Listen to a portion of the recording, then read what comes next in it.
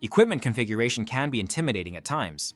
Have you ever wondered if there was an easy way? Well, you are in luck. There is a way to easily configure our all-outdoor equipment and be ready for installation. If you aren't used to working with a command line interface or seeing scripting, this might be intimidating, but don't worry, we've made it easy for you. Here is Alex to show how easy it is to create scripts using our OneShot script generation tool. To simplify configuration, we created this script generation tool. First thing you need to do is choose your radio type. The options will change as you choose radio types, so choose the radio type first so that the options for your radio are available. After choosing a radio type, we need to enter a file name. Make it something useful for your site. I'm going to use Firehouse 2, and that's going to be the high side of my link. This will be the name of the script.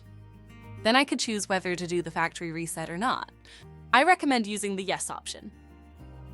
I'm going to enter the IP address that I was given. And I'm also going to put in my subnet, gateway, as well as the management VLAN.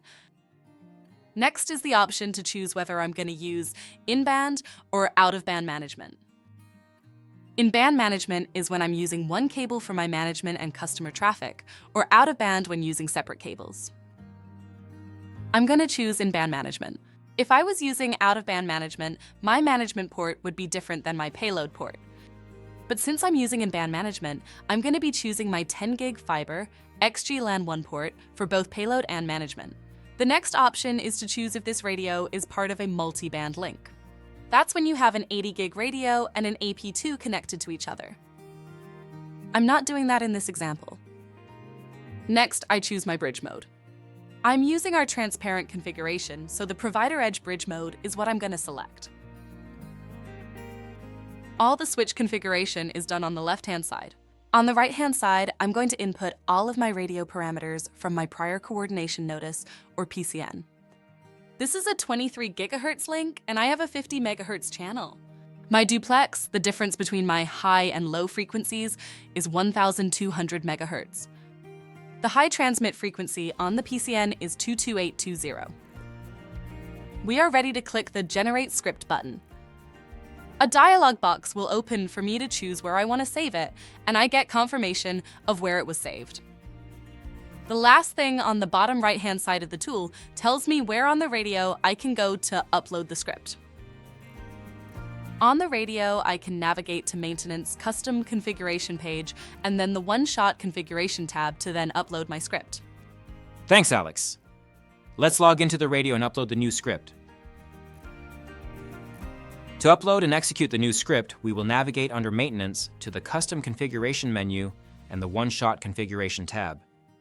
We use the Browse button to navigate to and choose the correct script file.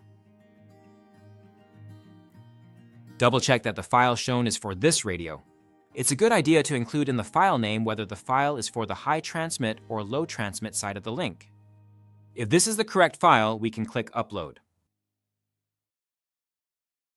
Once the file is uploaded, the radio will work through the script, even if the script command triggers a reboot. It will take about 13 minutes for the script to finish. I don't need to stay connected to this radio while it is reprogramming, but I should not remove the power. The script doesn't configure everything, but will allow you to configure your all-outdoor CI equipment up to the point where it is ready to connect to the antenna and start antenna alignment. Using scripts can help your deployment go smoothly. Reach out to your sales rep or see iTech support for the OneShot script generator tool. I hope this brief tutorial has been helpful. As always, feel free to contact support for assistance.